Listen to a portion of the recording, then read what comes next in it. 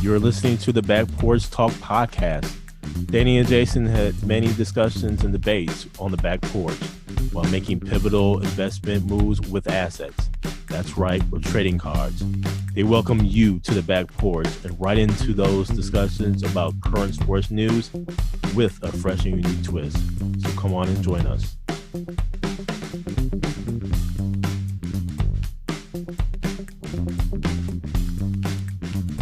Welcome to the Back Porch Talk podcast. I'm your co-host, Jason. This is your co-host, Danny. Man, we got a fun-filled show for you today. We just going to talk about the NBA, the bubble situation, but more importantly, the playoffs. At the time of this recording, we are actually down 2-0 against the Miami Heat. The second game was last night, and quite honestly, fans, this is just going to go really off the dome here. We're trying to figure some things out, quite honestly. We don't know which direction to go, and we're just going to talk it out. Figure that's going to be the best route to go. This is going to be a therapy session for us.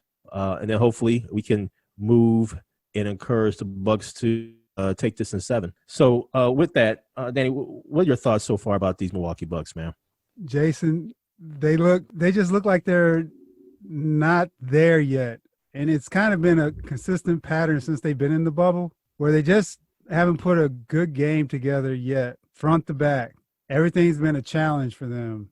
Even in the Orlando series, a few of those games, you knew they had them, but like the closing game, they were up 21, and all of a sudden Orlando's within 3. And now you have a competitive team, an opponent where they expect to beat the Bucks. I feel watching this series, Miami thinks they're the top seed in the Eastern Conference. I think that all drives off their veteran leadership, Jimmy Butler, confident younger players they have on the team where they're not afraid of the Bucks. In particular, they have a plan in place for Giannis, where I think that's where right now he looks like he has a level of frustration. And I noticed this last year when they played Toronto, where he had that level of frustration and he's working his tail off, but he's not getting the results he expects. And this too is exposing part of his game where what is his default move besides going to the basket and drawing contact in a foul? That's one thing. Bledsoe needs to get going. He had a couple good moments last night in game 2, and then he had a couple off moments as well. So I think altogether, if they put one full game together, that'll get them on the right track. But they still haven't done that to this point, that they can look back and say, all right, yeah, we won that game by like 40. Hitting our threes, playing great defense. Things are just rolling. So I think that's the type of game they need. They better get in game 3 because they'll have a lot of time left against Miami. So those are my initial thoughts. How about you, Jay?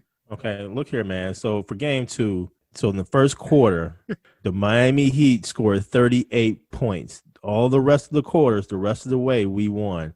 The 1-5 pick and roll action in the first quarter to get Brook Lopez to guard Dragic was the key. And, you know, one of the things that I listened to, especially in the pregame, when they interviewed Jimmy Butler, they asked Jimmy, you know, basically how was our guard Giannis and is he going to go off? How did he feel about, you know, game 1 and stuff like that?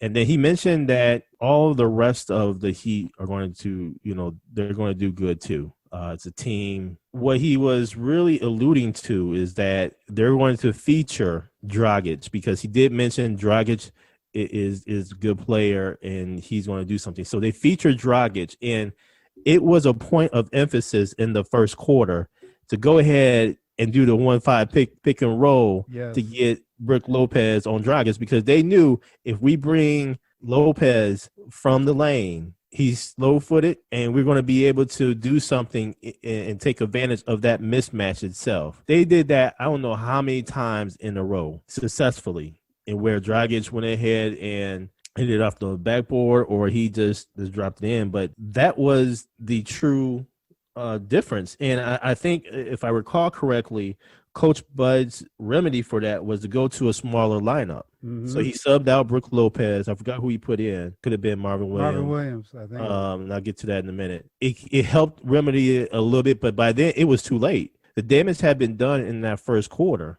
Now, they went back to it a couple of times throughout the game, especially in the fourth quarter. I want to say they did it 2 times in the fourth quarter. Again, the 1-5 pick and roll, get Brooke on Dragic. Let's just go ahead and drop it in because that was almost like an automatic. So when you're in a tight game like that, you know what's going to go well for you. You know, now let's go ahead and get a point. Let's get a bucket here or there. We don't necessarily need a 3. We're going to draw up a play that we know is going to work. I say that to say what I've seen in Miami Heat is a very polished team in that they did a hell of a lot of film study. There were several times in game 2 in where I saw Jimmy Butler blow up a play, especially at the top of the key, when the Bucks would go ahead and dribble a handoff at the top of the key, acting like they're going to, go ahead and do a pick and roll action or what have you.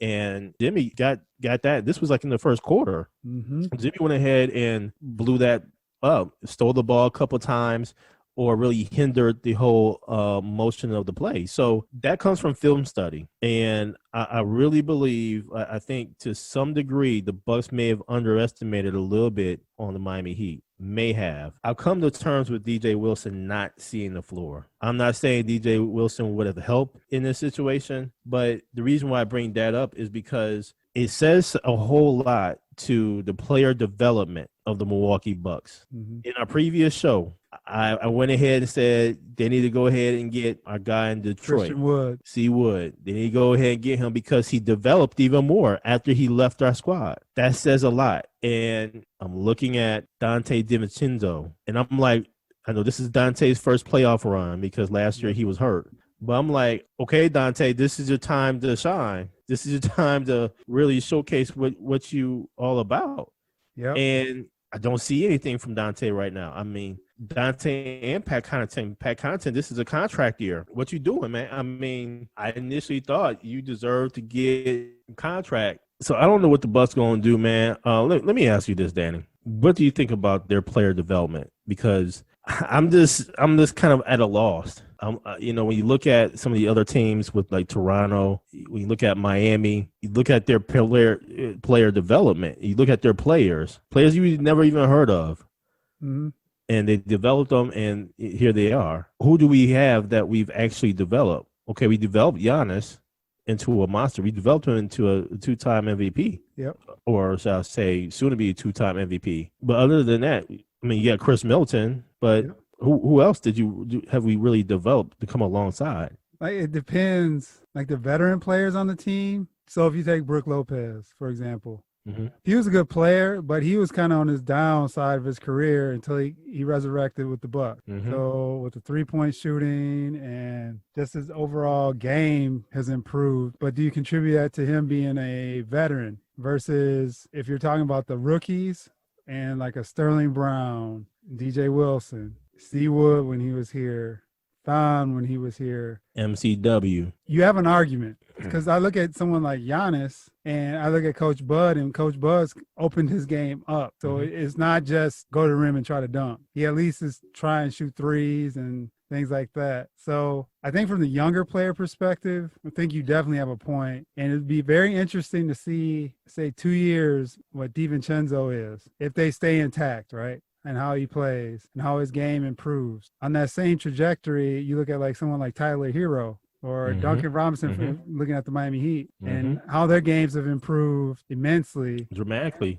And they're playing in the playoffs. The confidence they have. Yeah. So that may be part of it too. It may not just be the player development, but it's the confidence. Instilling the confidence in the players where Dante may not have that right now at this point in time, but over time, he'll develop that since, like you said, it's his first playoffs. Like Sterling Brown, those guys aren't even getting minutes, so you might as well write them off. So those are draft picks you had, and you're just going to build with veterans is my thought. So I agree with where you're going with the whole player development thing. I have to say this, man. As much grief as I have been giving Marvin Williams, I got to give some props. So what I saw in the game yesterday, in game 2, he missed a couple of shots, but you know what? He played some good defense, and he showed true grit. To me, it's almost like you could tell as a veteran, he actually developed into a role.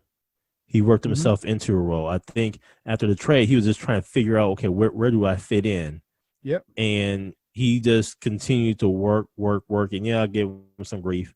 He seems like he kind of fits in now. He found his niche. He found his role, if you will. And I think that's kudos to just him being a veteran. Bledsoe, I'll say this: Bledsoe came and he did compete. I think I want to say he had about 16 points last evening.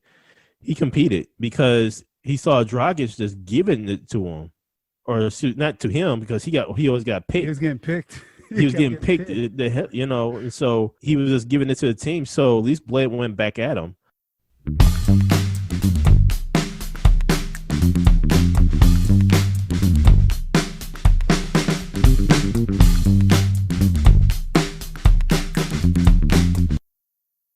Let me ask you this, man. You briefly touched up on it. Giannis, has he improved his game from last year? That's key for his game right now. He still doesn't have that mid-range game. And that's where I think what he needs, where he can default to like a fadeaway shot or something like a pull-up or something. Mm-hmm. It can't be either a three or a drive to the lane. Mm-hmm. There has to be something in there where he makes the defender at least think. Because they're just setting up and waiting for a charge. Waiting for him. So unless he can get that mid-range, like I'm not saying he has to knock it down like Middleton, but he at least has to make it a threat. And he hasn't improved his free throw shooting. But we talked about this in our last show. This was my fear with picking the Buck, free throw shooting. He did knock him down last night, but he missed a couple right at the end that were key. Mm-hmm. And I contribute. I think he just looks tired. So if you get into the end of the game and he's exhausted, and he didn't play but 36 minutes last night? Mm-hmm. And that's the other thing too, man, where you just don't know with them being in the bubble and now his family's there. Like you don't know mentally and physically if that's wearing on him as well from an outside perspective. But to answer your question, he's hitting more threes than he did last year. But I think for his game to go to the next level, he has to get some type of mid-range jumper that he can just pull up and knock down. I'll say this kind of give you an idea here. So Giannis last night, 10 for 18 from the field. He played 36 minutes, 9 for 13 from the free throw line, 14 rebounds. So total of 29 points, 14 rebounds, and 3 assists, 1 block, 2 turnovers. And that's nothing to sneeze at. I'm not saying those are bad numbers by any means. 4 fouls. Middleton had 5 fouls. And I think that's another thing, too, we got to keep in mind. You got to keep in mind the foul trouble that Middleton and Giannis got into in the first quarter. Yep. And that's like really in both games. Yes. So they're taking him out. They're taking him out early. They know his move before he does it.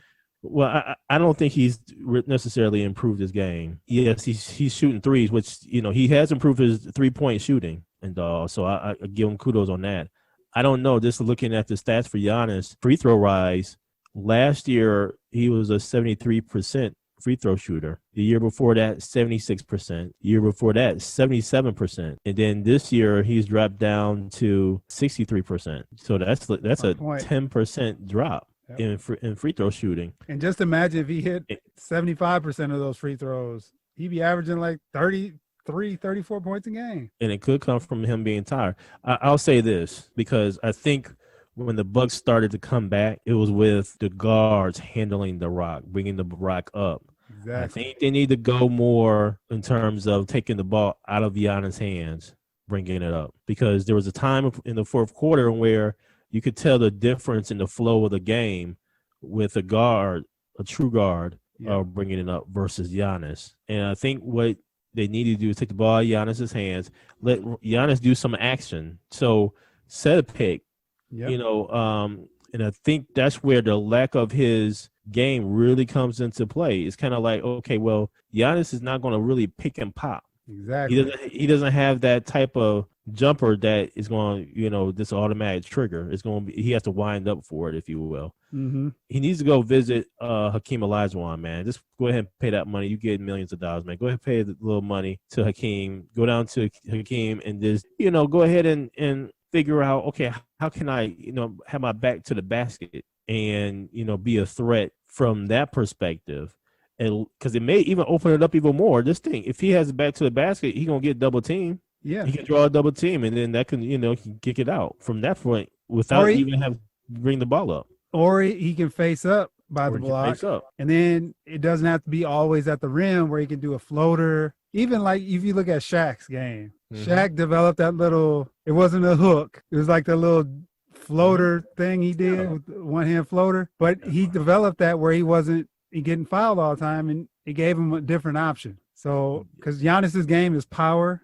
That may be as simple as just figuring that out, where he has like a little floater underneath or something where he's not getting hammered, because he's hitting the floor a lot too in the series already.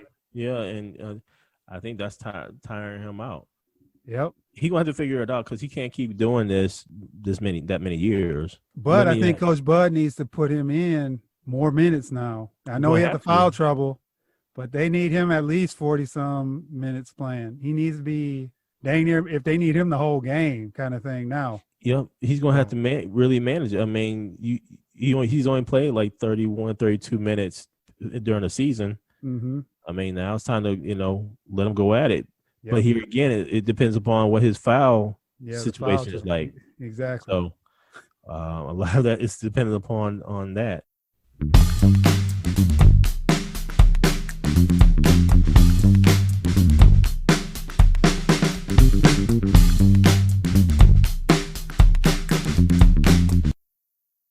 Let me ask you this, man. I kind of look at Giannis as almost the new age or the modern day Lou Alcindor, where Lou, without the sky hook, okay, where Lou needed the big O, Kareem needed Magic. Giannis needs that guard. I think Brogdon, when we had him, he was that shifty big guard that can defend, get his own shots, and even shoot the three. If the Bucks do not get past this series, do they blow it up? I say no. I think they need to add a piece, but with this whole special situation going on here, I think it buys them one more year to go for it. So I say no. If you need somebody, somebody to get you an instant bucket. Put it like that. Besides, just an instant bucket. Just to give, so it's not always on Middleton. Mm-hmm. So you need someone that would complement Middleton, where you can get a bucket. They need like a Lou Williams type player on this team.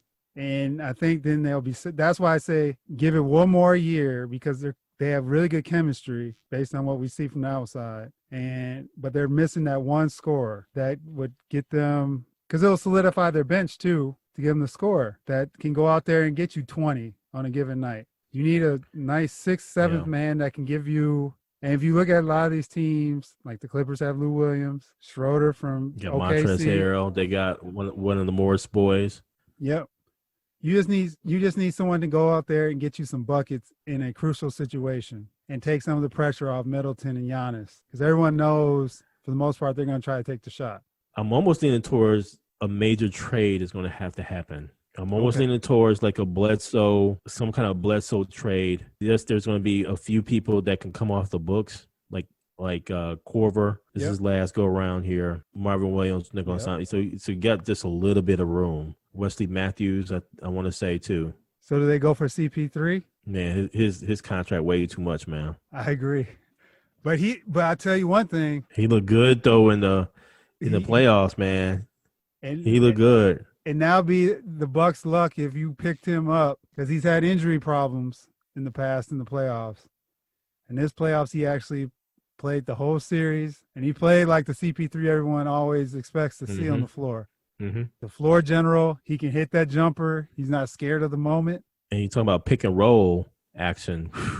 See, if you have a CP3 on the Bucks, that means Giannis won't be bringing the ball up, which I think in a sense may help Giannis. I'm leaning towards the Bucks making a major trade. They're going to have to do that, man, because look, this is Giannis's final year in the contract. Yeah. If they don't do anything, if they keep the status quo, now by nature it's going to be a change, because again, Wesley Matthews, Korver going to be gone, Marvin Williams going to be gone. The big question is, okay, who are they going to get to fill the starting role? And that may be the shakeup if they don't do a trade like you're proposing, because I can see that already. If they do go out in this series, if they even lose in the championship, it's going to be questioned. Bledsoe is I think the sitting duck in this whole thing. I don't see them moving Brook Lopez. I don't see anybody taking Middleton's contract. Bledsoe has the most contract-friendly.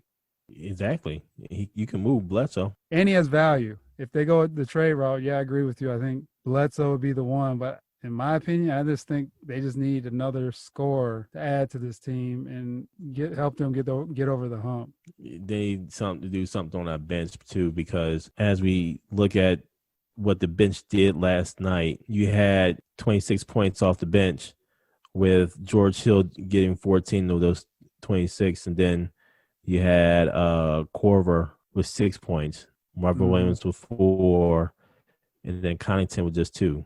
You look at Miami's bench, you had 37 points off of Miami's bench, man, with Hero with 17, and then Olynyk with 11. Yep, and they hit some big shots last night. 3-pointers. Hero was 3 for 8 from 3. Olynyk was 3 for 4. Olynyk hit that one when Bam fouled out. That ended up being the one, man, that helped them get over it. Yeah, so I think when you look at the Bucks, man, I just think I put it like this, man. For some reason, I feel like the Bucks can still get them in 7. I think that the Bucks has taken the Heat's best shot. Yeah, Jimmy in game number 1 with 40. At the same token, I think Jimmy just went ahead. It was a team player and allowed for others to get involved in game 2, where he could focus in on. Yeah, he could just focus on defense, whatever. But I think the Bucks has taken the Heat's best shot, man, and our bench hasn't really awakened up yet. Totally agree. They haven't been an influencer on the game yet. And then foul trouble. What would happen if Giannis and Middleton wasn't in foul trouble in the first quarter? So that's why I say I think the Bucks can still get them. I mean, we just saw a Toronto team here just win a game on the last second 3, and now they have new life. So all it takes is one. It just takes one. I think they can get them to 7, man.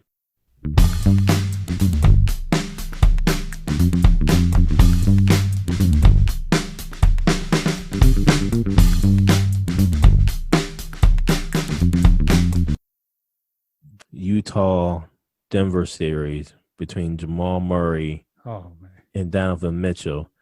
Now, those are the type of guards we need. Those are the type of guards we need. Oh, my gosh. You talk about just going straight at it, competing. And that series was supposed to be boring, too. Oh, man, that thing was on point. All the way live. It was like must-see TV. We run quickly through some of these other series in the first round. Yeah. First off, I agree, man. That Utah-Denver series, it exposed people to talent you don't really get to see. Because you don't get a lot of Denver games unless you got the ticket or whatever. You definitely don't get a lot of Utah games either.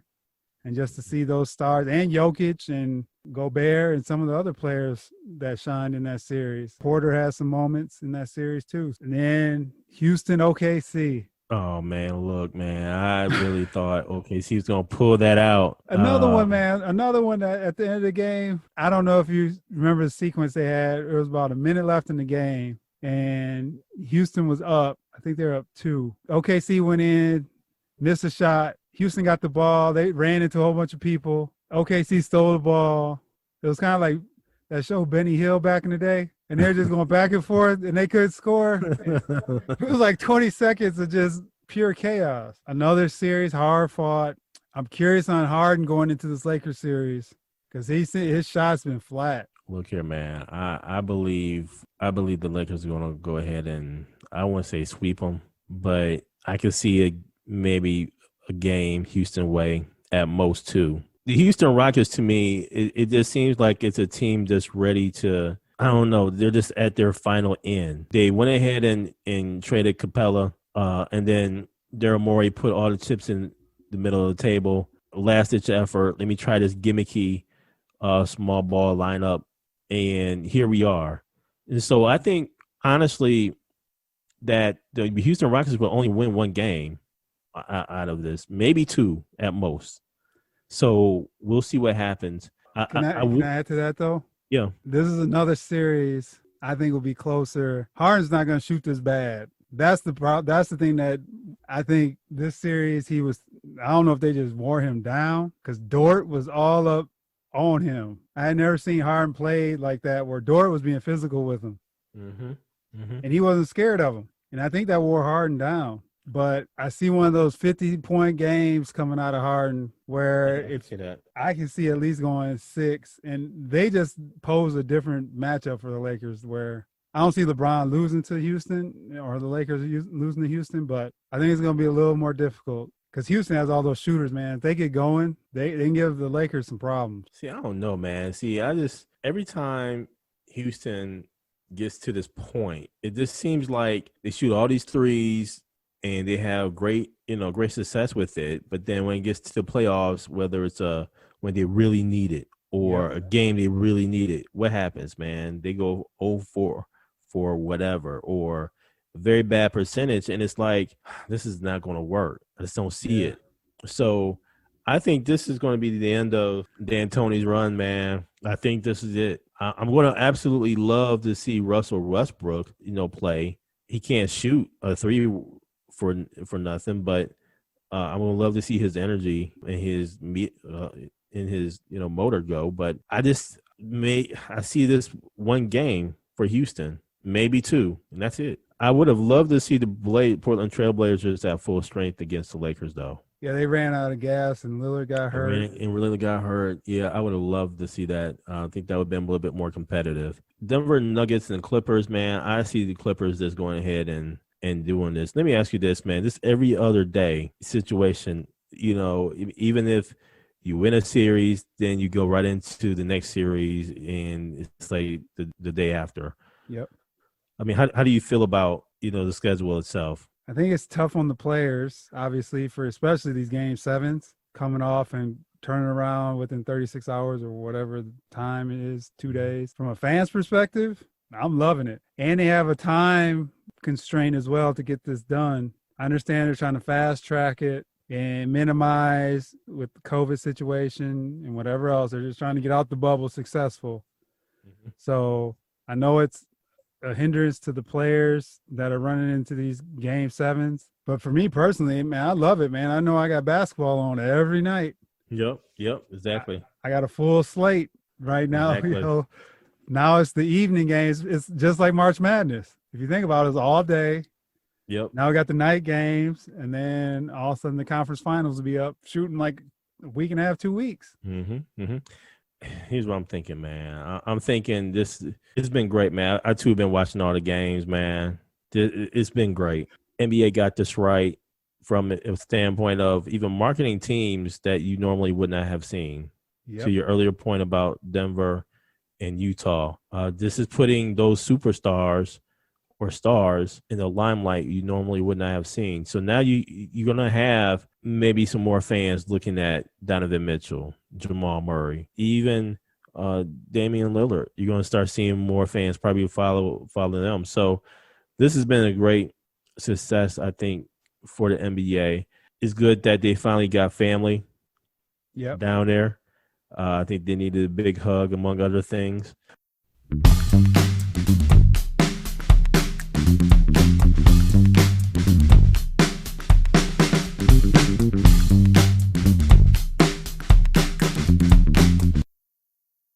We don't know what's going to happen next season. It's going to be a shortened season. If we're looking at that, that means we're looking at a shortened season. Mm-hmm. We're also looking at, and this kind of goes into the whole planning of, okay, to the early question, do the Bucks go ahead and blow it up? If you have a shortened season, do you go ahead and blow it up? But here's the big thing with the news today of Steve Nash becoming the next head coach. You got KD coming back. You got Kyrie. Mm-hmm. You got a shortened season. I mean, KD is the truth, man. I mean, he can score from anywhere. We gonna need some scores on our team. And how the hell did Steve Nash get the job anyway, man? Let's back up for a moment, man. I know he was good with KD and everything. He doesn't have any coaching experience. Jason Kidd didn't have any coaching experience, and I guess Brooklyn is just good for that because Jason Kidd went to Brooklyn first. Yes, he did. So Brooklyn Brooklyn may just have that in their DNA then. I think this had KD written all over it. I think so too, but here's the thing, man. Steve Nash is not even a champion. No. So I'm surprised with that. Yeah, he's a 2-time MVP, but he's not a champion. We'll see what happens, man. And I bring that up because, again, next year is going to be a shortened season. So as I put the question out there about blowing up Milwaukee Bucks team if they don't make it to the finals or what have you, a part of me is saying you blow it up, but a part of me is saying shorten next season, you keep the team intact because you've had success with it and it's good. It's a good locker room. You add a piece or two, and then you kind of see how that goes. I don't know Coach Bud is as good as we think. The reason why we'll see come next year, and we see what the pieces are next year. Yep. But I think he's going to have to change up his philosophy a little bit because now this is the second year in this philosophy. Everybody knows it.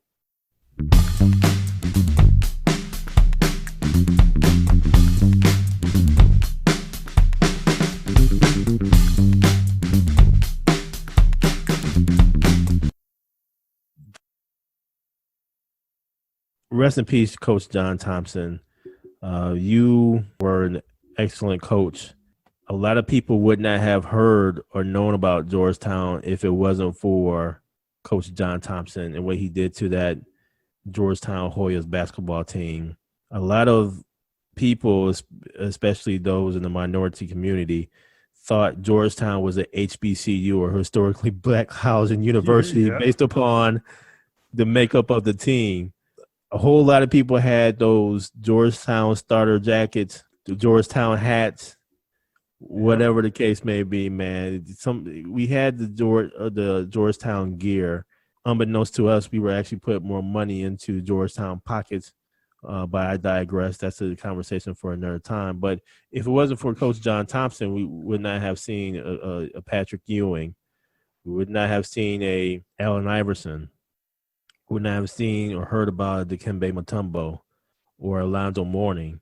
One of the most impressive things about Coach John Thompson, there was an outstanding record that I heard, like 97 or it's like a 97 percentile mark, in where if you went to Georgetown and you went under John Thompson or you were on the basketball team, you were going to get a degree. And so that's something that was very outstanding that I heard. The other thing is, he stood up for what he believed in, walking off the court because of the ruling there about, was it Prop 48? Lost a giant in men's college basketball and really a father figure to a lot of those athletes. And it's interesting this hearing the stories behind the scene and what he did behind the scenes and all, that we normally would not have heard about. But hey, kudos to John Thompson. Rest in peace, sir. Yeah, Jason, and I second everything you said.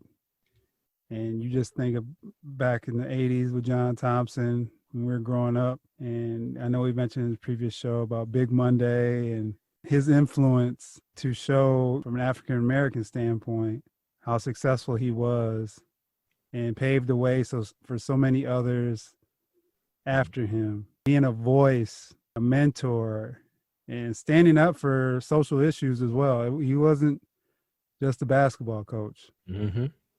So he represented a lot to the community and just in general outside of the basketball world. So I totally agree with you, man. He will definitely be missed. And you just think of that big gruff voice. Yep. And, him announcing the NCAA games, March Madness in his later years and everything. And yeah, sad, but he definitely had a great influence on us growing up as kids, and so many others that played for him or just in his space. So definitely rest in peace. And then I also have to say rest in peace to Chadwick Boseman, the actor who played many characters on screen, whether it was Jackie Robinson or Thurgood Marshall or James Brown. But globally, he'll probably be most remembered as King T'Challa of Black Panther. Got my Black Panther shirt on right now. Yep. And I'm dressed in all black. There you go. Thank you, sir, for using your craft to lift a generation of people. He'll definitely be missed, man, but his legacy lives on. So rest in peace to John Thompson, and rest in peace to Chadwick Boseman. Thank you for joining us at Back Porch Talk Podcast. You can also join us on Twitter by tweeting us at @back_podcast. For more information, you can go to our website, which is backporchtalkpodcast.com. You can also email us at backporchtalkpodcast@gmail.com. Again, thank you for joining us, and remember that there's enough hate in the world, so go ahead and spread a little love.